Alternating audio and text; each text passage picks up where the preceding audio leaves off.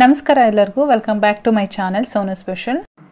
ಇವತ್ತು ನಾನು ಬೆಳಗಿನ ತಿಂಡಿಗೆ ಮಾಡಬಹುದಾದಂತಹ ತುಂಬ ರುಚಿಯಾಗಿ ತುಂಬ ಸುಲಭವಾಗಿ ಮಾಡಬಹುದಾದಂತಹ ಕ್ಯಾಪ್ಸಿಕಮ್ ರೈಸನ್ನು ಹೇಗೆ ಮಾಡೋದು ಅಂತ ಹೇಳಿ ತೋರಿಸ್ಕೊಡ್ತಾ ಇದ್ದೀನಿ. ಕ್ವಿಕ್ ಆಗಿ ಮಾಡ್ಕೊಳ್ಬಹುದು. ಬನ್ನಿ ಹಾಗಾದರೆ ಕ್ಯಾಪ್ಸಿಕಮ್ ರೈಸನ್ನು ಹೇಗೆ ಮಾಡೋದು ಅಂತ ಹೇಳಿ ನೋಡ್ಕೊಳ್ಳೋಣ. ಸ್ಟವ್ ಮೇಲೆ ಒಂದು ಪ್ಯಾನ್ ಇಟ್ಕೊಂಡಿದ್ದೀನಿ. ಇದಕ್ಕೆ 2 ಟೇಬಲ್ ಸ್ಪೂನ್ ಅಷ್ಟು ಕಡಲೆಕಾಯಿ ಬೀಜನ ಹಾಕ್ಕೊಳ್ತಾ ಇದ್ದೀನಿ. ಇದು ಕೆಂಪಗಾಗೋವರೆಗೂ ಹುರ್ಕೊಂಡು ತೆಗೆದಿಟ್ಕೊಳ್ಬೇಕು.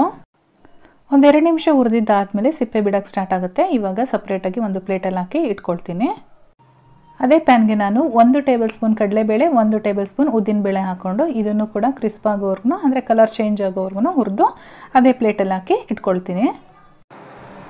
ನೀವೇನಾದರೂ ತಿಂಡಿ ಜಾಸ್ತಿ ಮಾಡ್ತೀರಾ ಅಂತಂದರೆ ಕ್ವಾಂಟಿಟಿ ಜಾಸ್ತಿ ಮಾಡ್ಕೊಳ್ಳಿ. ಹಾಗೆ ಅದೇ ಪ್ಯಾನ್ಗೆ 1 ಟೀ ಸ್ಪೂನ್ ಸಾಸಿವೆ, 1 ಟೀ ಸ್ಪೂನ್ ಜೀರಿಗೆ ಕೂಡ ಹುರ್ಕೊಳ್ತಾ ಇದ್ದೀನಿ. ಚಟ್ಪಟ ಅನ್ನೋವರೆಗೂ ಹುರಿದಿದ್ದಾದಮೇಲೆ ಸೇಮ್ ಪ್ಲೇಟಲ್ಲಿ ಹಾಕ್ಕೊಂಡು ಎತ್ತಿಟ್ಕೊಳ್ತೀನಿ. ಇದನ್ನೆಲ್ಲ ಸೈಡಿಗೆ ತಣ್ಣಗಾಗಲಿಕ್ಕೆ ಎತ್ತಿಡಿ. ಇವಾಗ ಅದೇ ಪ್ಯಾನ್ಗೆ ನಾನಿಲ್ಲಿ ಒಂದು 4 ರಿಂದ 5 ಬ್ಯಾಡಗಿ ಮೆಣಸಿನ್ಕಾಯಿ ಹಾಗೆ ಖಾರಕ್ಕೆ 2 ಗುಂಟೂರು ಮೆಣಸಿನ್ಕಾಯಿನ ಹಾಕ್ಕೊಂಡು ಹುರ್ಕೊಳ್ತಾ ಇದ್ದೀನಿ. ಮೆಣಸಿನ್ಕಾಯಿ ಕೂಡ ಹುರಿದಾದ್ಮೇಲೆ ಸ್ವಲ್ಪ ತಣ್ಣಗಾದ್ಮೇಲೆ ಒಂದು ಮಿಕ್ಸರ್ ಜಾರಲ್ಲಿ ಹಾಕ್ಕೊಂಡು ಫಸ್ಟು ಪೌಡರ್ ಮಾಡ್ಕೊಳ್ಬೇಕು. ಇಷ್ಟು ತರಿಯಾಗಿ ನಾವು ಮಿಕ್ಸಿ ಜಾರಲ್ಲಿ ಹಾಕ್ಕೊಂಡು ಪೌಡರ್ ಮಾಡ್ಕೊಳ್ಬೇಕಾಗತ್ತೆ. ಅದೇ ಪೌಡರ್ ಒಳಗಡೆ ಇವಾಗ ನಾವು ಮೊದಲೇ ಹುರಿದಿಟ್ಕೊಂಡಿದ್ವಲ್ಲ ಆ ಬೇಳೆಗಳನ್ನೆಲ್ಲ ಹಾಕ್ಕೊಂಡು ನುಣ್ಣಗೆ ಪೌಡರ್ ಮಾಡ್ಕೊಂಡು ಬರೋಣ. ಹುರ್ಕೊಂಡಿದ್ದಂಥ ಎಲ್ಲ ಇಂಗ್ರೀಡಿಯೆಂಟ್ಸ್ ಹಾಕ್ಕೊಂಡು ಇಷ್ಟು ನುಣ್ಣಗೆ ಪೌಡರ್ ಮಾಡ್ಕೊಂಡು ಆದಮೇಲೆ ಇದನ್ನು ಸೈಡಲ್ಲಿ ಎತ್ತಿಟ್ಕೊಂಡಿರೋಣ. ಇನ್ನೊಂದು ಪ್ಯಾನ್ ಇಟ್ಕೊಂಡಿದ್ದೀನಿ, ಫ್ರೈಯಿಂಗ್ ಪ್ಯಾನು. ಅದಕ್ಕೆ ಒಂದು 3 ರಿಂದ 4 ಟೇಬಲ್ ಸ್ಪೂನ್ ಅಷ್ಟು ಎಣ್ಣೆ ಹಾಕ್ಕೊಳ್ತಾ ಇದ್ದೀನಿ. ಎಣ್ಣೆ ಬಿಸಿ ಆದಮೇಲೆ 1 ಟೀ ಸ್ಪೂನ್ ಉದ್ದಿನಬೇಳೆ, 1 ಟೀ ಸ್ಪೂನು ಕಡಲೆಬೇಳೆನ ಸೇರಿಸ್ಕೊಳ್ತಾ ಇದ್ದೀನಿ. ಇದು ಸ್ವಲ್ಪ ಕಲರ್ ಚೇಂಜ್ ಆಗೋವರೆಗೂ ಫ್ರೈ ಮಾಡ್ಕೊಳ್ಬೇಕು. ಕಲರ್ ಚೇಂಜ್ ಆದಮೇಲೆ ಅರ್ಧ ಟೀ ಸ್ಪೂನ್ ಜೀರಿಗೆ, ಅರ್ಧ ಟೀ ಸ್ಪೂನ್ ಸಾಸಿವೆನ ಸೇರಿಸ್ಕೊಂಡಿದ್ದೀನಿ. ಹಾಗೆ ಹಸಿ ಕರಿಬೇವಿನ ಸೊಪ್ಪನ್ನು ಕೂಡ ಸೇರಿಸ್ಕೊಳ್ತಾ ಇದ್ದೀನಿ. ಇವಾಗ ಒಗ್ಗರಣೆ ಮಾಡ್ಕೊಂಡಾದಮೇಲೆ ಕ್ಯಾಪ್ಸಿಕಮನ್ನು ಆ್ಯಡ್ ಮಾಡ್ತಾ ಇದ್ದೀನಿ. ನಮಗೆ ಮೇಯ್ನ್ ಇಂಗ್ರೀಡಿಯೆಂಟ್ಸು ಕ್ಯಾಪ್ಸಿಕಮ್ ಆಗಿರೋದ್ರಿಂದ ಸ್ವಲ್ಪ ಜಾಸ್ತಿನೇ ಹಾಕ್ಕೊಳ್ಬೇಕಾಗತ್ತೆ. ನಾನಿಲ್ಲಿ 2 ದೊಡ್ಡ ಗಾತ್ರದ ಕ್ಯಾಪ್ಸಿಕಮ್ನ ಕ್ಯೂಬ್ ಆಗಿ ಕಟ್ ಮಾಡ್ಕೊಂಡು ಇಟ್ಕೊಂಡಿದ್ದೆ. ಕ್ಯಾಪ್ಸಿಕಮ್ ಬೇಯೋದಕ್ಕೆ ನಾನಿಲ್ಲಿ ಒಂದು ಅರ್ಧ ಟೀ ಸ್ಪೂನ್ಗಿಂತ ಸ್ವಲ್ಪ ಕಡಿಮೆ ಉಪ್ಪನ್ನು ಸೇರಿಸ್ಕೊಂಡಿದ್ದೀನಿ. ಚೆನ್ನಾಗಿ ಮಿಕ್ಸ್ ಮಾಡಿಕೊಂಡು ಕ್ಯಾಪ್ಸಿಕಮ್ನ ಚೆನ್ನಾಗಿ ಬೇಯಿಸ್ಕೊಳ್ಬೇಕಾಗತ್ತೆ. ಇದೇ ಒಗ್ಗರಣೆಯಲ್ಲಿ ನೀರೇನು ಸೇರಿಸೋದು ಬೇಡ. ನಾನು ಒಂದು 2 ನಿಮಿಷ ಲೋ ಫ್ಲೇಮಲ್ಲಿ ಇಟ್ಕೊಂಡು ಲಿಡ್ ಕ್ಲೋಸ್ ಮಾಡಿ ಬೇಯಿಸ್ಕೊಂಡಿದ್ದೀನಿ. ಇವಾಗೆಲ್ಲ ಚೆನ್ನಾಗಿ ಬೆಂದಿದೆ.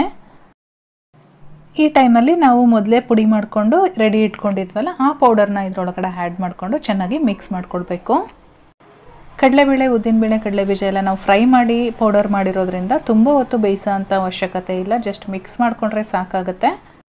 ಇವಾಗ ಇದಕ್ಕೆ ರುಚಿಗೆ ತಕ್ಕಷ್ಟು ಉಪ್ಪು ಹಾಗೆ ಒಂದು 1/4 ಟೀ ಸ್ಪೂನಷ್ಟು ಅರಿಶಿನ ಪುಡಿನ ಆ್ಯಡ್ ಮಾಡ್ತಾ ಇದ್ದೀನಿ. ಉಪ್ಪನ್ನ ನಾವು ಒಗ್ಗರಣೆಗೂ ಕೂಡ ಹಾಕಿರ್ತೀವಿ, ಸ್ವಲ್ಪ ನೋಡಿ ಹಾಕ್ಕೊಳ್ಳಿ.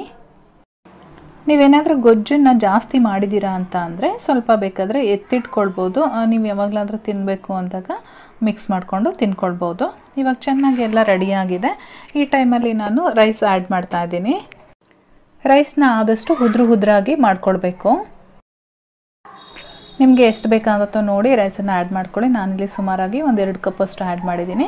ಹಾಕಾದ್ಮೇಲೆ ಈ ಮಸಾಲೆ ಜೊತೆ ಹೊಂದ್ಕೊಳ್ಳೋ ರೀತಿ ಚೆನ್ನಾಗಿ ಮಿಕ್ಸ್ ಮಾಡ್ಕೊಳ್ಬೇಕು. ಚೆನ್ನಾಗೆಲ್ಲ ಮಿಕ್ಸ್ ಆದಮೇಲೆ ಲಾಸ್ಟಲ್ಲಿ ಸ್ವಲ್ಪ ಕೊತ್ತಂಬರಿ ಸೊಪ್ಪನ್ನು ಹಾಕ್ಕೊಂಡಿದ್ದೀನಿ ಕಟ್ ಮಾಡಿ. ಇದನ್ನು ಕೂಡ ಇದರೊಳಗಡೆ ಮಿಕ್ಸ್ ಮಾಡಿ ಒಂದು 2 ನಿಮಿಷ ಲೋ ಫ್ಲೇಮಲ್ಲಿ ಇಟ್ಕೊಂಡು ಲಿಡ್ ಕ್ಲೋಸ್ ಮಾಡಿ ಬಿಡೋಣ. ನಂತರ ಇದನ್ನು ಬಿಸಿ ಬಿಸಿ ಇದ್ದಂಗೆ ಸರ್ವ್ ಮಾಡಿ ತುಂಬಾ ಚೆನ್ನಾಗಿರುತ್ತೆ. ಒಂದ್ಸಲ ಈ ಟೇಸ್ಟನ್ನು ನೀವು ನೋಡಿದ್ರೆ ಮತ್ತೆ ಪದೇ ಪದೇ ಈ ತಿಂಡಿನ ಮಾಡ್ತೀರಾ ಅದಂತೂ ಖಂಡಿತ. ಯಾಕೆಂದರೆ ಅಷ್ಟು ರುಚಿಯಾಗಿರುತ್ತೆ. ನಾನಿವಾಗ ಒಂದು ಪ್ಲೇಟ್ಗೆ ಸರ್ವ್ ಮಾಡ್ಕೊಳ್ತಾ ಇದ್ದೀನಿ. ಇನ್ನು ನಮ್ಮ 2ನೇ ರೆಸಿಪಿ ಬಂದು ಪೆಪ್ಪರ್ ಫ್ರೈಡ್ ರೈಸ್. ಇದಂತೂ ಒಂದು 10 ನಿಮಿಷದೊಳಗಡೆ ರೆಡಿ ಆಗೋಗುತ್ತೆ. ಸ್ಟವ್ ಮೇಲೆ ಒಂದು ಫ್ರೈಯಿಂಗ್ ಪ್ಯಾನ್ ಇಟ್ಕೊಂಡಿದ್ದೀನಿ. ಈ ಪ್ಯಾನ್ಗೆ ನಾನು ಒಂದು 2 ಟೀ ಸ್ಪೂನಷ್ಟು ಎಣ್ಣೆ ಹಾಕ್ಕೊಳ್ತಾ ಇದ್ದೀನಿ. ಹಾಗೆ 1 ಟೀ ಸ್ಪೂನಷ್ಟು ತುಪ್ಪನ ಸೇರಿಸ್ಕೊಳ್ತಾ ಇದ್ದೀನಿ. ತುಪ್ಪ ಕರಗಿದ ಮೇಲೆ ಒಂದು 7 ರಿಂದ 8 ಗೋಡಂಬಿನ ಸೇರಿಸ್ಕೊಂಡು ಸ್ವಲ್ಪ ಕಲರ್ ಚೇಂಜ್ ಆಗಬೇಕು. ಅಲ್ಲಿವರೆಗೂ ನಾವು ಗೋಡಂಬಿನ ಫ್ರೈ ಮಾಡ್ಕೊಳ್ಬೇಕು. ಗೋಡಂಬಿ ಫ್ರೈ ಆದಮೇಲೆ ಬೆಳ್ಳುಳ್ಳಿ ಸೇರಿಸ್ಕೊಳ್ತಾ ಇದ್ದೀನಿ. ನಾನಿಲ್ಲಿ 1 ಬೆಳ್ಳುಳ್ಳಿನ ಸಿಪ್ಪೆ ಎಲ್ಲ ತೆಗೆದು ಚಿಕ್ಕದಾಗಿ ಕಟ್ ಮಾಡ್ಕೊಂಡಿದ್ದೆ. ಇದನ್ನು ಕೂಡ ಈ ತುಪ್ಪ ಮತ್ತು ಎಣ್ಣೆ ಹಾಕಿದ್ದೀವಲ್ಲ ಇದರಲ್ಲಿ ಚೆನ್ನಾಗಿ ಫ್ರೈ ಮಾಡ್ಕೊಳ್ಬೇಕು. ಬೆಳ್ಳುಳ್ಳಿ ಮತ್ತು ಗೋಡಂಬಿನ ಈ ರೀತಿ ಫ್ರೈ ಮಾಡೋದ್ರಿಂದ ನಾವು ಅನ್ನ ತಿನ್ನಬೇಕಾದ್ರೆ ಬಾಯಿಗೆ ಸಿಗುತ್ತಲ್ಲ ಅವಾಗ ತುಂಬಾ ಚೆನ್ನಾಗಿರುತ್ತೆ. ಹಾಗೆ ನಾನಿಲ್ಲಿ 1 ಟೀ ಸ್ಪೂನಷ್ಟು ಜೀರಿಗೆ ಹಾಗೆ ಹಸಿಯಾಗಿರ್ತಕ್ಕಂಥದ್ದು ಕರಿಬೇವಿನ ಸೊಪ್ಪನ್ನು ಸೇರಿಸ್ಕೊಂಡು ಫ್ರೈ ಮಾಡ್ಕೊಂಡಿದ್ದೀನಿ. ಜೊತೆಗೆ ನಾನು 1 ಈರುಳ್ಳಿನ ಚಿಕ್ಕದಾಗಿ ಕಟ್ ಮಾಡಿಕೊಂಡು ಸೇರಿಸ್ಕೊಂಡಿದ್ದೀನಿ.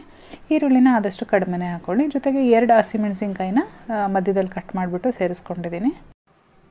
ನಾವಿಲ್ಲಿ ಪೆಪ್ಪರ್ ರೈಸ್ ಮಾಡ್ತಾ ಇರೋದ್ರಿಂದ ಈರುಳ್ಳಿನ ಸ್ವಲ್ಪ ಕಡಿಮೆ ಹಾಕ್ಕೊಳ್ಬೇಕು, ಇಲ್ಲ ಪೆಪ್ಪರ್ಗಿಂತ ಈರುಳ್ಳಿನೇ ಡಾಮಿನೇಟ್ ಆಗಿರುತ್ತೆ.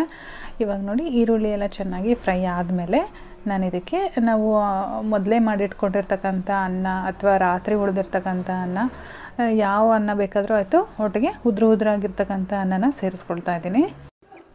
ನಾನಿಲ್ಲಿ ಬಿಸಿ ಬಿಸಿಯಾಗಿ ಮಾಡ್ಕೊಂಡಿರೋ ಅಂಥ ಅನ್ನ ಇದು. ಇವಾಗ ಇದಕ್ಕೆ ರುಚಿಗೆ ತಕ್ಕಷ್ಟು ಉಪ್ಪನ್ನು ಕೂಡ ಸೇರಿಸ್ಕೊಳ್ತಾ ಇದ್ದೀನಿ. ಹಾಗೆ ಇದಕ್ಕೆ ಮೇಯ್ನ್ ಬೇಕಾಗಿರ್ತಕ್ಕಂಥದ್ದು ಪೆಪ್ಪರ್ ಪೌಡ್ರು. ಇದನ್ನು 1 ಟೀ ಸ್ಪೂನಷ್ಟು ನಾನು ಪೆಪ್ಪರ್ನ ಹಾಕ್ಕೊಂಡಿದ್ದೀನಿ, ಅಂದರೆ ಪುಡಿ ಮಾಡಿಬಿಟ್ಟು ಹಾಕ್ಕೊಂಡಿದ್ದೀನಿ. ಹಾಗೆ ಸ್ವಲ್ಪ ಕೊತ್ತಂಬರಿ ಸೊಪ್ಪನ್ನು ಕಟ್ ಮಾಡಿ ಸೇರಿಸ್ಕೊಂಡಿದ್ದೀನಿ. ಇವಾಗ ಎಲ್ಲದನ್ನು ಕೂಡ ಚೆನ್ನಾಗಿ ಮಿಕ್ಸ್ ಮಾಡ್ಕೊಳ್ಬೇಕು. ಈ ರೈಸು ಯಾವಾಗ ಚೆನ್ನಾಗಿರುತ್ತೆ ಅಂತಂದರೆ ಚಳಿ ಹೊರಗಡೆ ಚಳಿ ಆಗ್ತಾ ಇರುತ್ತಲ್ಲ ಅಂಥ ಟೈಮಲ್ಲಿ, ಹಾಗೆ ಮನೆಯಲ್ಲಿ ಯಾರಿಗಾದ್ರೂ ಕೆಮ್ಮು ಶೀತ ಆಗಿದರೆ ಅಂಥವ್ರಿಗಂತೂ ತುಂಬಾ ಚೆನ್ನಾಗಿ ಅನಿಸುತ್ತೆ. ಹಾಗೆ ಜ್ವರ ಬಂದಿರೋರ ಬಾಯಿಗೆ ರುಚಿ ಕೆಟ್ಟೋಗಿರುತ್ತೆ, ಆ ಟೈಮಲ್ಲಿ ಈ ರೈಸ್ನ ಮಾಡಿಕೊಟ್ರೆ ತುಂಬಾ ರುಚಿಯಾಗಿರುತ್ತೆ. ನಾಲ್ಗೆಗೆ ತುಂಬಾ ಕ್ವಿಕ್ಕಾಗುತ್ತೆ, ಒಂದು 5 ನಿಮಿಷನೂ ಟೈಮ್ ಬೇಕಾಗಲ್ಲ ಇದು ಮಾಡೋದಕ್ಕೆ, ಅಷ್ಟು ಬೇಗನೆ ಆಗುತ್ತೆ. ಹಾಗೆ ರುಚಿನಲ್ಲೂ ಕೂಡ ಅಷ್ಟೇ ತುಂಬಾ ಚೆನ್ನಾಗಿರುತ್ತೆ. ನೀವು ಕೂಡ ಮನೆಯಲ್ಲಿ ಮಾಡಿ ಹೇಗೆ ಬಂತು ಅಂತೇಳಿ ನನಗೆ ಕಾಮೆಂಟ್ ಮಾಡಿ ತಿಳಿಸಿ. ಬಿಸಿ ಬಿಸಿ ಇದ್ದಂಗೆ ಸರ್ವ್ ಮಾಡಿ. ಇವಾಗ ನಮ್ಮ ಪೆಪ್ಪರ್ ರೈಸ್ ರೆಡಿಯಾಗಿದೆ. ಈ ರೆಸಿಪಿ ನಿಮಗೆಲ್ಲ ಇಷ್ಟ ಆಗಿದರೆ ಲೈಕ್ ಮಾಡಿ, ಹಾಗೆ ಯಾರಿಗೆಲ್ಲ ಉಪಯೋಗ ಆಗುತ್ತೋ ಅವ್ರಿಗೆಲ್ಲ ಶೇರ್ ಮಾಡಿ. ಚಾನಲ್ನ ಇನ್ನೂ ಸಬ್ಸ್ಕ್ರೈಬ್ ಮಾಡ್ಕೊಳ್ಳದೆ ನೋಡ್ತಾ ಇದ್ದೀರಾ ಅಂತ ಅಂದರೆ ಸಬ್ಸ್ಕ್ರೈಬ್ ಮಾಡ್ಕೊಳ್ಳೋದಂತೂ ಮರಿಬೇಡಿ. ಹಾಗೆ ಫೇಸ್ಬುಕ್ ಪೇಜನ್ನು ಕೂಡ ಫಾಲೋ ಮಾಡೋದಂತೂ ಮರಿಬೇಡಿ. ನಾನು ಮತ್ತೆ ಸಿಗ್ತೀನಿ ಮುಂದಿನ ವಿಡಿಯೋದಲ್ಲಿ. Thank you.